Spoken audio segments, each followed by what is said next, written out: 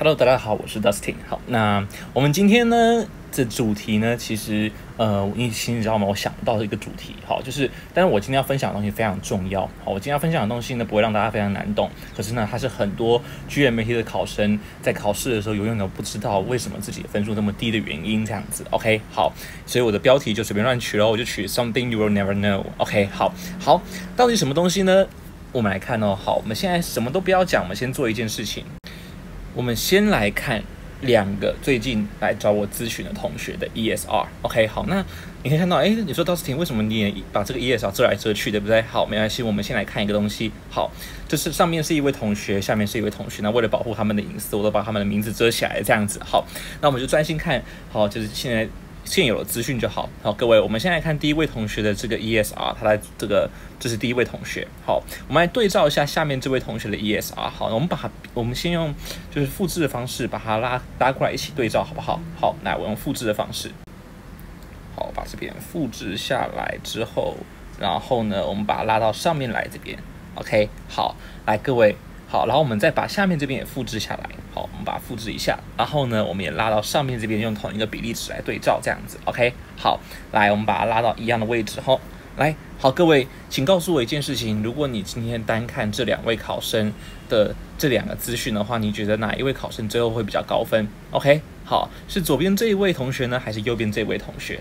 好，来，各位，我想大家应该每个人心里面都有答案了，对不对？好，绝大部分同学应该会觉得说，左边这位考生应该会比较低分，对不对？右边这位考生会比较高分，对吧？好，就是等一下，刚刚我们下面这个同学应该比较高分，对不对？为什么呢？你看我们从各种指标来看，比如说第一个，2个人一开始的这个正确率，对不对？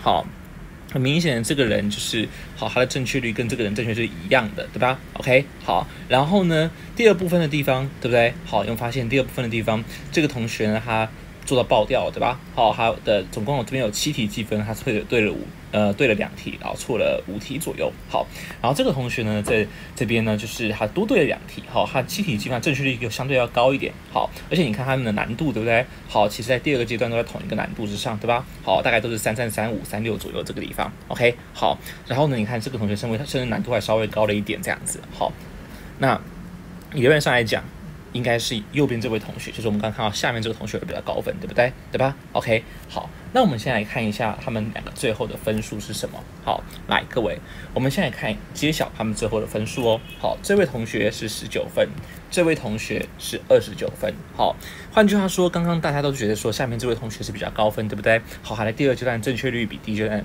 比前面这个人的第2阶段还好，对吧？2个人第一阶段都是75%的正确率，而第2个人这位同学第2个阶段正确率比前面这位同学还要好，但是为什么最后的分数会差将近10分左右这么多呢 ？OK， 好，来，事实上你可以看到，好，这2个同学呢，他们其实最后的分数一个是680，一个是590分这样子。OK， 好，你看他们数学都差不多，好，然后呢，最后的分数差了将近100分的成绩。好，那到底是为什么？我们来看一看Dustin 遮起来的资讯，就可以大概知道了。好，来各位，我们现在看一下后面的资讯，你可以发现一件事情，后面这2位同学的难度呈现了天壤之别，对不对？好，我们先把这个地方复制下来，然后呢，我们把它贴在上面。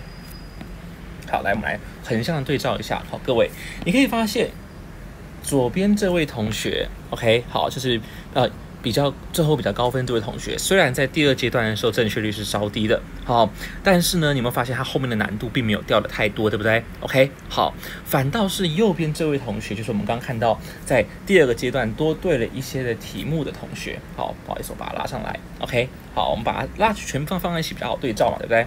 好，右边这位在第2阶段多对了一些题目的同学，他后面却几乎都是错的，对不对？好，那你会问说Dustin，那到底为什么它后面都是错的呢？好，来我们来看一下，当然有原因。好，来我们看一下下面这个地方，各位。好，大家有没有看到后面这位同学的时间算是相对稳定的，对不对？好，那右边这位同学的时间很明显是不稳的，对不对？对吧？很明显你可以看到他最后一个阶段他在拼东西，不是所谓的智力，不是所谓的考点，他在拼什么东西，知道吗？好，他在拼的是手速，有没有 ？OK， 好，等于说他最后一个阶段这边所有的题目全部都是什么用猜的，几乎是乱写的这样子。OK， 好，那甚至不只是最后一个阶段哦，各位可以看到，它在第3个阶段的时候，这边错题用的平均时间就很明显是不到1分钟了，对不对？好，这个地方按比例来看的话，大概会是1分钟之内，比如说0分40差秒之类的。OK， 好，来，那这个地方错的题目有几题呢？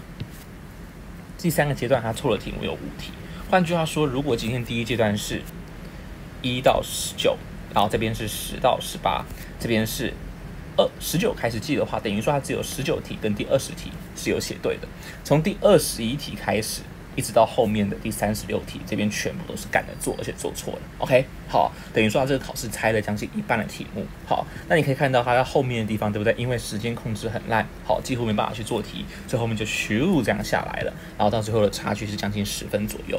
可是注意哦，各位，这2个同学他们虽然最后的分数是截然不同，但你可以知道的是，他们的实力其实是差不多的。怎么说呢 ？OK， 好，来各位，我们看实力要怎么看？很简单，就是我们去看 ESR 里面，好，不会被时间影响的部分，像这个地方就不是他真正的实力。好，那前面2个部分他是好好的做题，对不对？对吧？很明显就是他的时间用得很足，他是有好好的思考，对不对？好，所以这2个部分就是他真正的实力。OK， 好，那我们看实力的时候呢，还有一个就是方法，就是说我们看这2个点，好，能不能越接近越好？好，因为这2个点是正确的题目的难度跟错误题目的平均难度嘛，对不对？好，如果拉的比较宽的话，对不对？拉的比较宽的话，意思就是这个地方可能是有连对或连错，它的摆动幅度比较大。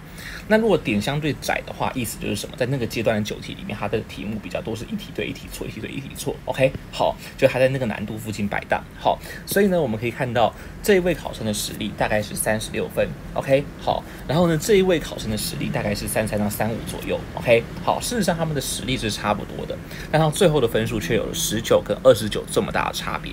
那这么大差别的原因是什么呢？我们刚刚可以看到，就是所谓的时间控管的问题。OK， 好，所以各位很多考生都问到Dustin一件事情，就是说，是不是今天真的要花很多就是对于那些难题，我要花蛮多的时间去做，我一定要把难题做对 ，OK， 因为难题会比较高分，或者是不是今天我一定要就是求到一个好的正确率，好，我要确保正确率有多少，对不对？或者说是不是今天前面的题目一定要花比较多的时间？事实上，各位可以看到，在 GMAC 官方的澄清里面，都跟你讲这3件事情都是 misunderstandings。OK， 好，不要去想说为了某些难题花过多的时间，也不要去想说为了前面的题目可以花无穷大的时间。那背后的原因到底是为什么呢？各位，我们可以来好好的讲一下。好，就是说，在你眼前看到的是正确率，对不对？好，我们在 ESR 看到的就是说，比如说我是75%正确率，我80%正确率，对不对？好，也就是说，假设今天这是一个考生好了，他做了5道题目，好，然后呢，他今天这5道题目可能对了这3题，错了这2题，他眼前看到的正确就是60%，对吧 ？OK， 好，但事实上并不是这样子的，在电脑眼前并不是这样，在电脑的眼中，他其实在做什么事情？你每写完一题，比如说第1道题你写对了。他就会去把什么？就会去把就是过去做这道题做对的考生都抓出来 ，OK， 好，然后呢按能力来分类，好，比如说这个是500分，好，这个是比如说这是500分，这是600分，好了，这是700分，好，这边的意思是500分的，第一边意思是这个地方是意思是500分的考生，过去所有500分的考生做这道题，有73%的人做对，27%的人做错。那因为你做这道题做对，所以他的意思就是他都认为说你有73%的几率是500分的人。你有76%的几率是600分的人，他都是把它去跟过去的统计数据拉出来做对照。好，换句话说，你第1道题做完之后，对不对？它电脑后面的曲线会是这样子的。好，各位可以看到这边有一个所谓的这个几率曲线，对不对？好，来，它的曲线是怎么样的概念呢？就是说，横轴是 theta 值，就是所谓的难度跟能力；纵轴叫 probability。好。概率 ，OK， 什么叫概率？就是说你最有可能是什么程度的人这样子。好，那今天你做完第1道题做对，对不对？那第1道题做对的人是长什么样子的曲线呢？好，就大概像这样子一样。好，就是譬如说73%的人做对，好，500分的人有73%人做对，600分的人有76%做对，700分的人有78%人做对，对不对 ？OK， 好，他就会先拉出这个曲线来。好，然后接下来呢，你第2题又做对，那第2题肯定做对的曲线也是一样嘛，对不对？只是它可能长的形状也不太一样，它一样是一个斜率往上的曲线，对不对？为什么斜率往上？因为能力越高的人越容易做对，对吧 ？OK， 好。然后呢，你如果有一题做错的话呢，它就会去拉做错的曲线。那做错的曲线长什么样子呢？各位，我们可以知道，做错的话就是能力越高越不容易做错嘛，所以你做错的曲线就会长这样子。OK， 好，那当然今天就是可能又对又就是下一条题又对，还要来拉一条那道题目过去的所有对的人好的比率的曲线，然后呢就是又错，那又再拉一条错的曲线。OK， 好，那慢慢的就是把这些曲线对不对叠加起来。那我们可以想象曲线的叠加是什么样的概念？就是说，比如说今天我们让两条曲线叠加，对不对？可能最后这两条曲线绑在一起，就会变成一个很奇怪、很不固定，就是形状很奇怪的那种山形，对吧？好，那今天呢这个地方所有的曲线叠加在一起，最后它就会变成一个什么？就会变成一个就是比较不规则的一个山形。好，比如像这样好了。好，像比如说你可以看到，假设这5道题做完，它拉出了5条曲线全部叠在一起之后，对不对？最后呢，这条山形最高这个点对下来的难度就是你的分数。OK， 什么意思？这个地方的意思就是说，根据刚刚所有的曲线绑在一起，去全部绑在一起，最后综合评估出来，认为你是这个能力的人的几率是最高的。好，比如说这是200分好了，这是600分好了，这是800分好了。它的意思就是你有0.1%以下的几率是200分的人，你有4%的几率是，比如说450分的人这样子。好，然后呢，这个地方好，比如说你有6.6%的几率。好，是600分的人，然后呢，所有几率里面这个地方最高，所以你最有可能是600分程度的人。OK， 好，它是这样的概念。好，所以各位你可以看到，在电脑的眼里面，对不对？其实它并不是用正确率来看你的表现。OK， 好，它用的是什么东西？它用的就是把你的答题的那个 pattern。OK， 就是你做这些题目跟哪一种类型的、跟哪一种能力的人做这些题目的表现分布是最类似的。好，你可以看到它是每次都把你跟所有就是每个能力的人的这个数据做比较嘛，对不对？对吧？好，去跟每个能力的人的数据库做比较，这样子。好，所以电脑眼前没有什么正确率的概念。OK， 好，那我们可以看到。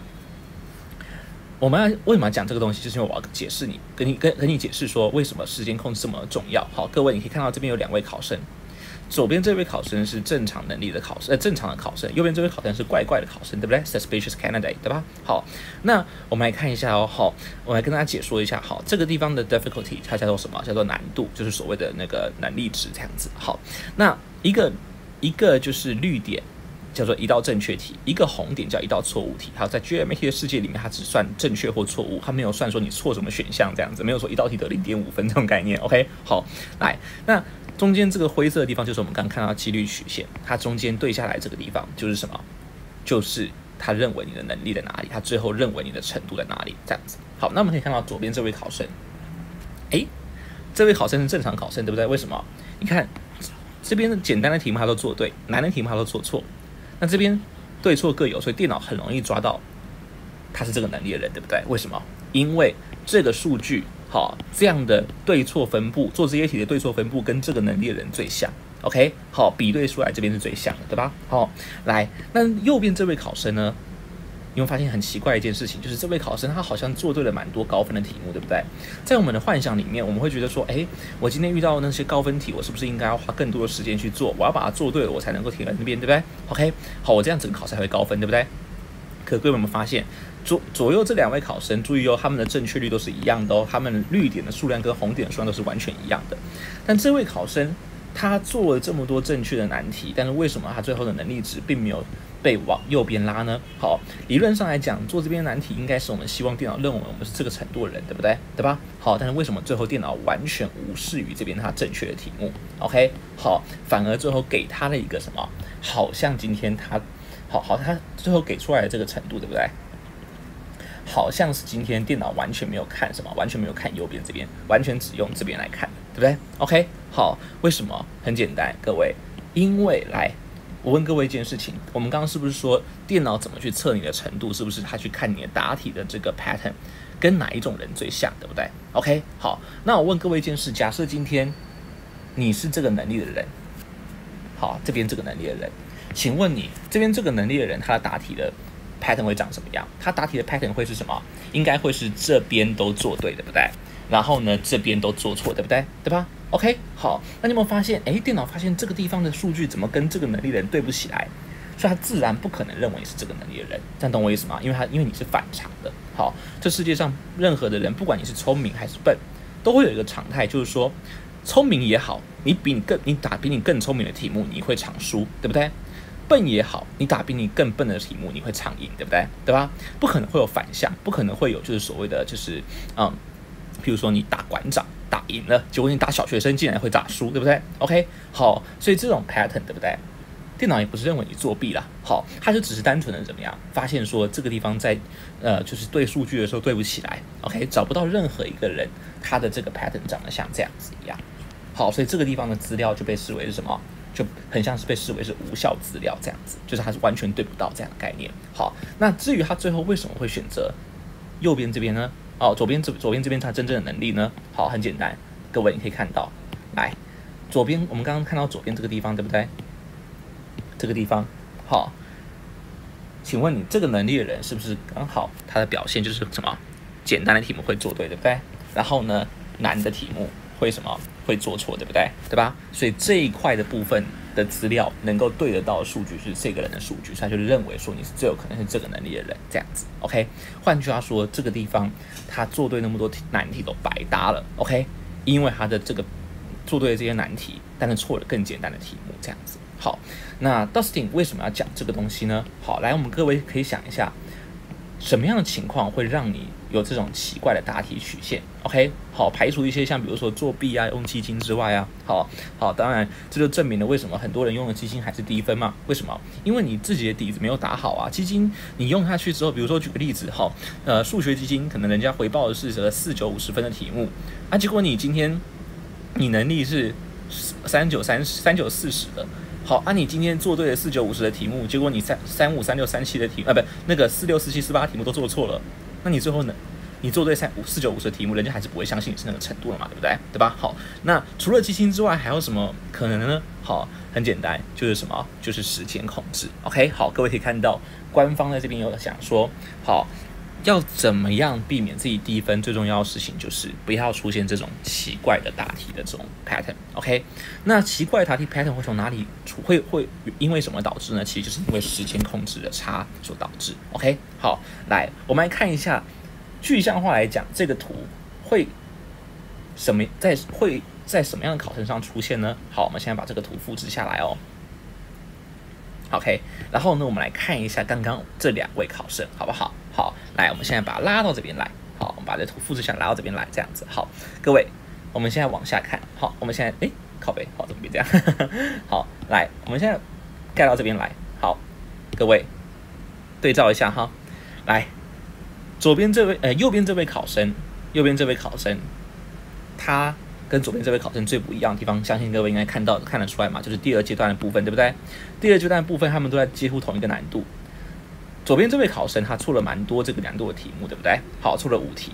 右边这位考生他多对了2题，但是呢，他的多对是用什么换来的？是用大量的时间换来的。也就是说，他花大量的时间去硬考难题，把那些难题考对。OK， 好，那这个时候呢，其实对于右边这位考生而言，他在第2阶段所做的事情就是什么？就是在这个地方花上了过多的时间。OK， 好 ，overtime。好。那花下过多的时间，这个苦果就会在后面显现。为什么？因为当他没有时间的时候，后面难度往下降到属于他原本程度以下的题目的时候，他仍然不能做对，对不对？所以变成说，你看他后面做错的题目都比他前面做对的题目难度还更低，对吧？所以这个时候后面这2个部分就如同什么？就如同这个地方一样，有没有？好，在这边花上了 overtime， 所以在这边就没有时间处理原本他自己程度的题目。那到最后呢，电脑它就不知道你的程度在哪里，它就只好怎么样？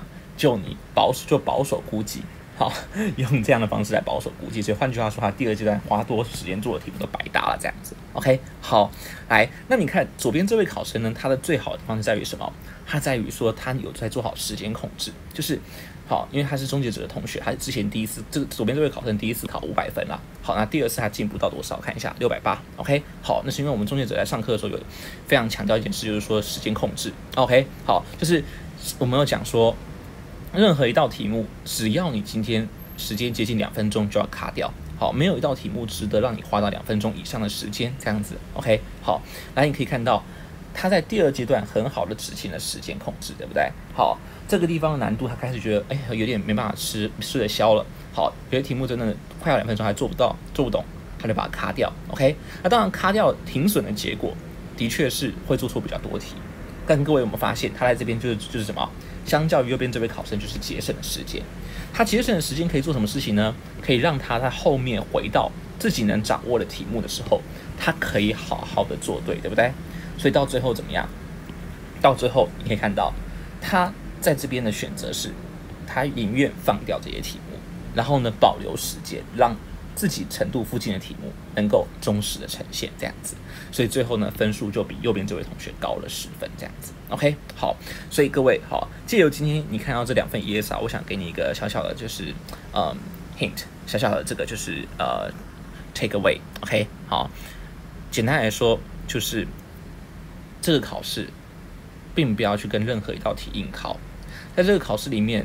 做不懂的题目就放掉 ，OK， 好，不懂的题目真的就放掉会比较好。当然，如果你今天全部都放掉的话，那我们可能就好好练一下实力了嘛，对不对？对吧？好，但是在考试里面，就是如果你今天真的遇到高分区的题目，好，真的在第2阶段、第3阶段遇到比较难的题目，好，你可能发现你自己没有方向，你就先设一个停损。这道题目到了快2分钟，就请直接卡掉这样子 ，OK， 好，为什么？你保留时间来去处理，等一下接近你真正程度的题目，可以让你的分数最后会比较好看。如果你去跟那些难题硬考的话，就算你考对了，但你后面更简单的题目做错了，这个时候你也不会拿到高分。这样子 ，OK， 好。那所以很多考生会问我说 ，Dustin， 我到底正确率要多少才能去考试？这是一个很吊诡的问题。好，在我的答案里面，我觉得跟你讲说，没有总和正确率这种东西，什么意思？看总和正确率，谁知道你的难度分布是多少，对不对？好，如果真的要我给一个答案的话，好，当然我这样讲不准啦。但真的要我给一个答案的话，就是如果你想要考700以上的分数，基本上简单的题目，希望你能全对。好，中等难度的题目，希望你能够至少到90%以上正确率。OK， 好，对，为什么？因为如果你错2-3题的话，那就很麻烦了，对不对 ？OK， 好，那难的题目呢，其实。GMAT 对难题的这个就是正确率要求没有那么高啦 OK， 好，就是如果你只是要考700分以上的话，基本上怎么样？基本上你只要对个60%左右。以我自己的角度来讲，好，比如说我那个时候我自己考760 ，OK， 好，实际上我考试的时候还是有猜蛮多题的，我还是有猜个7-8题左右 ，OK， 好，难题的话其实你不用移到8成9成，大概6成5成都可以了这样子 ，OK， 好，但最可怕的事情就是什么？就是不要倒反。OK， 什么意思？就是你如果说你都是7成正确率，可是你是这边7成，这边7成，这边也7成，或者你是这边6成，然后这边9成，然后这边呢又100%，这个会比这边还更惨哦。为什么？电脑根本不会相信你的100%，也不会相信你的90%。为什么？因为你更简单的题目都错了嘛，对不对 ？OK， 好，所以我这边要跟大家讲的是说，第一个。时间控制非常的重要 ，OK， 好，所有就是这个考试，只要一上场之后，就是要想的是怎么样能够平稳的把每一题做完。如果某一些题目真的超出你的难度，超出你的时间，请你直接停损，不要留恋，你要有纪律 ，OK， 好，不要去跟任何一道特别的题目死磕。第二件事就是不要去想的总和正确率是多少。好，如果你真的要想正确率的话，请你分难度来想。这个考试惩罚就是2种人，第一种人就是粗心的人，好，或者是偷鸡摸狗的人。为什么？粗心的人或偷鸡摸狗的人会使得什么样？会使得他的这个难度分布是错的 ，OK， 好，是反常的。第二种人是什么？第二种人就是太执着的人，好，不懂得停损的人，没有纪律的人呢，他就会怎么样？为了某一些题目要硬考，最后就会导致整个考试他的这个做后面的答题是没办法答完的，然后最后呢怎么样？时间控制一落掉，这个时候它的答题 pattern 就会是失常的这样。